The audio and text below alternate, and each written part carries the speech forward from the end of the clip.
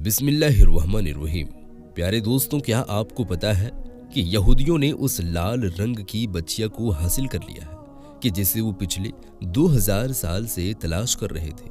और उस गाय की बच्चिया के बारे में उनकी किताबों में जो हुक्म है वो ये है कि उस लाल रंग की बच्चिया की उम्र जैसे ही 3 साल हो जाए तो उसे फौरन मस्जिद अक्सा के करीब एक पत्थर पर जिबा किया जाए और फिर उस जिबा की हुई बच्चिया को जलाकर उसकी खाक हैकले सुलेमानी की बुनियादों में डाली जाए। तभी यहूदी अपने मकसद में कामयाब हो सकते हैं। तो दोस्तों, यहूदियों को वो लाल रंग की 5 बच्चियां पिछले साल 2022 सितंबर में मिल चुकी है कि जिनके जिबा होने में अब सिर्फ 3 से 4 महीने ही बचे हैं, क्योंकि 3 से 4 महीने के बाद वो सभी बच्चियां पूरे 3 साल की हो जाएगी। और उनकी मुकद्दस किताबों के मुताबिक जैसे ही वो सभी 3 साल की हों तो उन्हें जिबा करके उनकी राख हैकले सुलेमानी की बुनियादों में डाली जाए। दोस्तों, आपको ये सुनकर शायद हैरानी होगी कि इस वक्त फिलिस्तीन में चल रही जंग के बीच सबसे बड़ा हाथ इजराइल का है, क्योंकि इस जंग को इजराइल ही ने जानबूझकर छेड़ा है। क्योंकि अगर आप तारीख में थोड़ा सा पीछे जाएंगे तो आपको मालूम होगा कि 1980 में मशहूर फिलिस्तीनी लीडर यासीर अल अराफात की पार्टी को कमजोर करने के लिए इजराइल ने हमास पार्टी को बढ़ावा दिया और अपने तौर पर हमास पार्टी को इतना ज्यादा फंड दिया कि आखिर यासीर अल अराफात की पार्टी कमजोर पड़ी। और फिर इन्हीं इजरायलियों ने यासीर अल अराफात को रातों रात ऐसा शहीद किया कि किसी को आज तक कुछ खबर नहीं। और गुजरे कुछ दिनों में जो हमास ने इजराइल पर जबरदस्त हमला किया तो इसमें भी इजराइल ही की एक बड़ी साजिश थी। क्योंकि दोस्तों, आपको पता होगा कि दुनिया की सभी खुफिया एजेंसियों में सबसे ज्यादा ताकतवर एजेंसी अगर किसी को माना जाता है तो वो इजराइल की खुफिया एजेंसी मोसाद है। ये खुफिया एजेंसी ऐसी है कि अपना देश तो छोड़ो, वो पूरी दुनिया पर हर वक्त नजर रखती है कि आखिर इस वक्त दुनिया के किस देश में, किस शहर में क्या हालात है। कुछ रिसर्च के मुताबिक 7 अक्टूबर को मोसाद ने खुद ही हमास को मौका दिया था कि वो इजराइल पर आकर हमला करे, ताकि इजराइल को मौका मिल सके कि वो मासूम फिलिस्तीनियों का खून बहाकर पूरी फिलिस्तीन को अपने कब्जे में कर ले और फिर मस्जिद अक्सा को शहीद करके वहां अपना हैकले सुलेमानी बनाए और अपनी तलाश की हुई लाल बच्चिया को जिबा करके अपने मसीहा दज्जाल को इस दुनिया में लाने का रास्ता आसान करे। दोस्तों, ये सब सुनने में आपको बड़ा अजीब लग रहा होगा, लेकिन अगर आप थोड़ी सी रिसर्च करें और यहूदी मजहब की मुकद्दस किताबों को जाकर पढ़ें तो आपको यकीन हो जाएगा कि आखिर इस वक्त इजरायली यहूदी फिलिस्तीन के अंदर ऐसे हालात क्यों बना रहे हैं, इसके पीछे उनका क्या टारगेट है। और आखिर अमेरिका, जो कि ईसाई धर्म को फॉलो करता है, वो इस वक्त यहूदियों का कदम पर कदम साथ क्यों दे रहा है। जबकि अगर हिस्ट्री को देखा जाए तो यहूदी और ईसाई हमेशा से एक दूसरे के कट्टर दुश्मन चले आए हैं। तो दोस्तों, अगर आप थोड़ी सी भी रिसर्च करें तो आपको इन सभी सवालों का जवाब सिर्फ एक ही मिलेगा कि यहूदी और ईसाई एक ऐसे मसीहा का इंतजार कर रहे हैं कि जिसकी मान कर वो सारी दुनिया पर राज करेंगे। उनका मानना है कि जिस दिन भी हमने मस्जिद अक्सा को गिराकर वहां अपना हैकले सुलेमानी बना लिया तो हमारा मसीहा आकर सारी दुनिया पर हमारी हुकूमत कायम कर देगा। दोस्तों, ये बात तो हम सभी जानते हैं कि फिलिस्तीन में मौजूद यरूशलेम शहर दुनिया के 3 सबसे बड़े धर्मों यानी यहूदी, ईसाई और मुसलमानों के लिए किस कदर अहम है। खास तौर पर मस्जिद अक्सा मुसलमानों के लिए मक्का और मदीना के बाद सबसे मुकद्दस जगह है। ईसाई इस जगह से इसलिए मोहब्बत करते हैं क्योंकि उनके नबी हजरत ईसा अलैहिस्सलाम की इसी जगह पर पैदाइश हुई थी।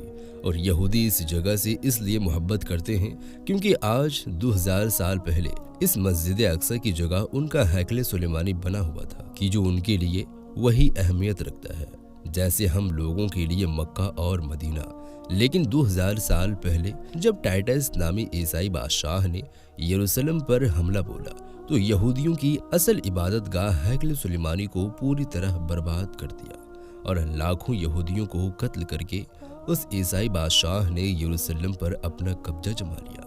लेकिन यहूदियों की इबादत गाह हैकले सुलेमानी की एक दीवार आज भी मौजूद है कि जिसे यहूदी पकड़कर आज भी रो रो कर अपने आने वाले मसीहा के लिए दुआएं मांगते हैं कि ऐ हमारे खुदा, जल्दी से दुनिया में हमारे उस मसीहा को भेज दे ताकि पूरी दुनिया पर फिर से एक बार हमारी हुकूमत कायम हो सके। हमारे हुजूर के ज़माने तक यरूशलेम शहर पर ईसाइयों का कब्जा रहा और वो हज़रत ईसा अलैहिस्सलाम की पैदाइश की जगह पर अपने तौर पर कुछ इबादतें किया करते थे। लेकिन जब इस्लामी सरहदें बढ़ने लगी और बड़े बड़े मुल्क इस्लामी हुकूमत में शामिल होने लगे तो हज़रत उमर रज़ियल्लाहु ताला अन्हु के दौर हुकूमत में मशहूर सहाबी हज़रत अबू उबैदा रज़ियल्लाहु ताला अन्हु ने जाकर फ़िलिस्तीन को भी फतह कर लिया और फिर हज़रत उमर रज़ियल्लाहु ताला अन्हु के हुक्म पर मस्जिद अक्सा में जो दूसरे बादशाहों के ज़रिए जो कुछ तोड़ फोड़ हुई थी उसे सही किया गया और मस्जिद अक्सा को एक नई शक्ल देकर वहाँ नमाज का सिलसिला कायम कर दिया गया। लेकिन दोस्तों, अब यहूदी किताबों के मुताबिक उनका असली मसीहा दज्जाल तभी आएगा जब इस मस्जिद अक्सा को गिराकर यहाँ तीसरी बार हैकले सुलेमानी को तामीर किया जाए। लेकिन उससे पहले यहूदियों के लिए शर्त है कि वो लाल रंग की 5 बछिया जिबह करके उसकी राख हैकले सुलेमानी की बुनियादों में रखें। प्यारे दोस्तों, क्या आपको अंदाजा है कि वो वक्त अब ज्यादा दूर नहीं बचा? सिर्फ और सिर्फ 3 से 4 महीने की बात है, क्योंकि यहूदियों ने उन 5 लाल रंग की बच्चियों को तलाश करके अपना हैकले सुलेमानी बनाने की पूरी तैयारी मुकम्मल कर ली है। और इस वक्त फिलिस्तीन में चल रहे हालात इस बात की तरफ इशारा करते हैं कि अब इजराइल अमेरिका के सपोर्ट से अपनी इस जंग को रोकने वाला नहीं है, बल्कि जब तक वो अपने मकसद में कामयाब नहीं हो जाता तो पीछे नहीं हटेगा। इसलिए इजराइल पिछले कुछ सालों से बराबर अपने पास ऐसे हथियार जमा कर रहा था और खुद ही इकोनॉमी को मजबूत से मजबूत तर बनाता जा रहा था, क्योंकि उसे पता था कि अब वो जंग शुरू होने वाली है कि जिसका जिक्र सभी मजहबी किताबों में मिलता है कि क़यामत से पहले एक ऐसी अजीम जंग होगी कि जिसमें हर तरफ लाशें ही लाशें नजर आएंगी। हुजूर सल्लल्लाहु अलैहि वसल्लम का फरमान है कि वो जंग ऐसी होगी कि अगर एक बाप के 100 लड़के होंगे तो उसमें से 99 कत्ल कर दिए जाएंगे। और इस जंग के बाद दज्जाल और हज़रत मेहदी रज़ियल्लाहु ताला अन्हु और हज़रत ईसा अलैहिस्सलाम आएंगे और फिर वही सब कुछ होगा कि जिसका हदीस की किताबों में जिक्र मिलता है। तो दोस्तों, अब ज़रूरत है कि हम मुसलमान अपने अंदर कुछ बेदारी पैदा करें। यहूदी और ईसाई तो अपने मजहब के सिलसिले में हर तरफ से चौकन्ना है और उन्हें अच्छी तरह यकीन है कि हमारी किताबों में जो कुछ बातें लिखी हुई है वो सब कुछ होकर के रहेगा, जबकि उनकी किताबों को तो पूरी तरह बदल दिया गया है। उनमें अक्सर झूठी बातें शामिल कर दी गई है, लेकिन हमारा कुरान तो आज तक सही सलामत महफूज है। हमारे पास हमारे नबी की एक एक हदीस अपनी असली हालत पर मौजूद है, लेकिन फिर भी हम गफलत की जिंदगी गुजार रहे हैं। हम मुसलमानों को दुनिया के हालात की कोई खबर नहीं।